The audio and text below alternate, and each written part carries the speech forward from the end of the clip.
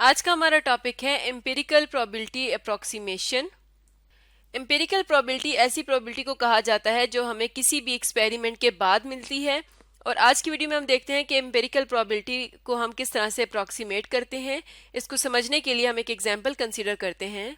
Example है हमारे पास tossing of a निकल एंड अ डाइम, यानी हमारे पास दो कॉइन्स हैं, एक निकल का एक डाइम का। इनको हम टॉस कर रहे हैं, तो इस एक्सपेरिमेंट की सैंपल स्पेस हमारे पास क्या बनेगी? या तो दोनों जो कॉइन्स हैं उन दोनों पे हेड आए, या निकल पे हेड आए और डाइम पे टेल आए, या निकल पे टेल आए और डाइम पे हेड आ जाए, या दोनों पर टेल आ जाए। तो ये हमारे पास सैंपल स्पेस आ जाती है। तो हमारे पास सैंपल स्पेस में टोटल 4 आउटकम्स हैं, और अगर हमारे पास जो दोनों कॉइन्स हैं वो फेयर हों तो इसका मतलब ये कि तमाम जो आउटकम्स हैं उनकी प्रोबेबिलिटी सेम होंगी। तो 4 में से हेड हेड आने की जो प्रोबेबिलिटी होगी वो होगी 25%, या इसे अगर हम प्रोबेबिलिटी की फॉर्म में लिखें तो इसे हम कह सकते हैं कि इसकी प्रोबेबिलिटी होगी 1/4। इसी तरह हेड टेल आने की प्रोबेबिलिटी भी होगी 1/4।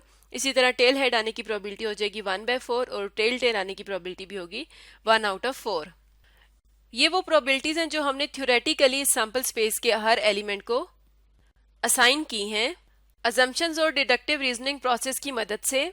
तो इसकी मदद से हम डिफरेंट क्वेश्चंस के आंसर्स कर सकते हैं। फॉर एग्जांपल, अगर हमारे पास हो प्रोबेबिलिटी हमने फाइंड आउट करनी हो ऑफ गेटिंग वन हेड की, हमने यहाँ पर अगर प्रोबेबिलिटी फाइंड आउट करनी है तो हम किस तरह से करेंगे?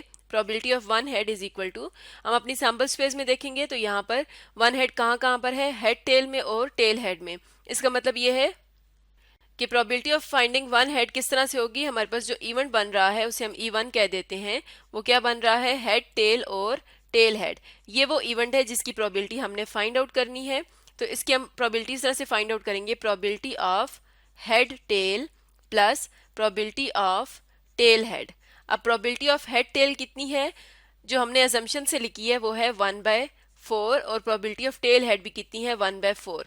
तो टोटल हमारे पास इस इवेंट की प्रोबेबिलिटी आ जाएगी 1/2। तो ये वो प्रोबेबिलिटीज होती हैं जो हम without any experiment deductive reasoning के प्रोसेस की मदद से सैंपल स्पेस के हर एलिमेंट को असाइन करते हैं। लेकिन अगर हमारे पास इस तरह से सिचुएशन हो कि अब हमने इन कॉइन्स को फ्लिप कर दिया है 1000 टाइम्स फ्लिप कर दिया है, यानी एक्सपेरिमेंट हम कर चुके हैं, उसके बाद हम देखते हैं कि अब इनकी प्रोबेबिलिटीज क्या हो सकती हैं। तो अगर हम इनकी फ्रीक्वेंसीज नोट करें तो हमारे पास अगर हेड हेड की प्रोबेबिलिटी आती है 273 टाइम्स, यानी दोनों कॉइन्स पे जब हेड आता है तो ये कितनी बार हुआ? 273 टाइम्स। इसी तरह हेड टेल कितनी बार आया? 206 टाइम्स। इसी तरह टेल हेड आया है 312 टाइम्स, और टेल टेल आया है 209 टाइम्स। तो इस एक्सपेरिमेंट्स की मदद से अगर हम प्रोबेबिलिटीज को लिखना चाहें तो हम यहाँ पर लिख सकते हैं प्रोबेबिलिटी ऑफ हेड हेड। ये कितनी होगी? 273 टाइम्स हेड हेड आया था और टोटल हमने फ्लिप किया था 1000 टाइम्स। तो प्रोबेबिलिटी ऑफ हेड हेड हमारे पास आ जाती है 0.273 टाइम्स। इसी तरह प्रोबेबिलिटी ऑफ हेड टेल आ जाएगी 0.206। प्रोबेबिलिटी ऑफ टेल हेड आ जाएगी 0.312, और प्रोबेबिलिटी ऑफ टेल टेल आ जाएगी 0.209। तो अब अगर हम प्रोबेबिलिटी फाइंड आउट करना चाहें एटलीस्ट वन हेड की, सॉरी एटलीस्ट नहीं, सिर्फ वन हेड की, तो इसकी जिस तरह से हमने ऊपर वाली एग्जांपल में की थी, प्रोबेबिलिटी ऑफ वन हेड हमारे पास क्या आ जाएगी? Probability of head tail plus probability of tail head. तो अब इन दोनों की प्रोबेबिलिटीज को हम ऐड कर लेंगे। हेड टेल की प्रोबेबिलिटी है 0.206 plus probability of tail head है 0.312, तो ये इक्वल आती है 0.518, यानी वन हेड की प्रोबेबिलिटी है 0.518। ये वो प्रोबेबिलिटीज हैं जो हमने एक्सपेरिमेंट करने के बाद ऑब्जर्व की हैं और उन्हें लिखा है। लेकिन जब हमने प्रोबेबिलिटीज थ्योरेटिकली लिखी थी विदाउट एनी एक्सपेरिमेंट, तो उस केस में हमारे पास वन हेड की प्रोबेबिलिटी आई थी 1/2, जबकि इस केस में हमारे पास प्रोबेबिलिटी आई है 0.518। तो अब ये जो प्रोबेबिलिटी है जो हमने एक्सपेरिमेंट के बाद फाइंड आउट की है, इसे हम कहते हैं कि ये क्या है? ये एम्पिरिकल प्रोबेबिलिटी है। इसे हम कहते हैं ये एम्पिरिकल प्रोबेबिलिटी है। इसे हम एक्सपेरिमेंटल प्रोबेबिलिटी भी कह सकते हैं।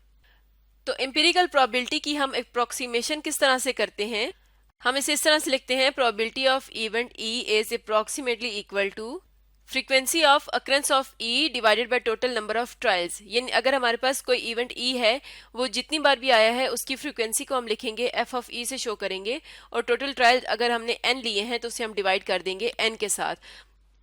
जैसे कि हमने ऊपर वाले एक्सपेरिमेंट में भी देखा कि जैसे प्रोबेबिलिटी ऑफ हेड एड की हम बात करें तो ये कितनी बार आया था, इसकी फ्रीक्वेंसी थी 273, और टोटल नंबर ऑफ ट्रायल्स हमारे पास कितने थे, n इक्वल्स टू 1000 थे, और यहाँ पर हम लिख सकते हैं प्रोबेबिलिटी ऑफ ई हमारे पास कितनी आई है 273। तो जब हमने इसकी एम्पिरिकल प्रोबेबिलिटी फाइंड आउट करनी है तो हम क्या करेंगे, इसकी फ्रीक्वेंसी को डिवाइड कर देंगे टोटल नंबर ऑफ ट्रायल्स के साथ।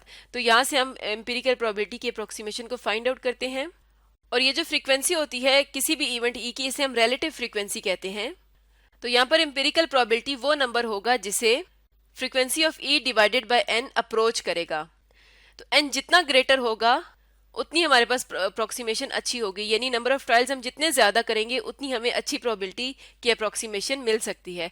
तो इसे हम कहते हैं एम्पिरिकल प्रोबेबिलिटी अप्रोक्सीमेशन।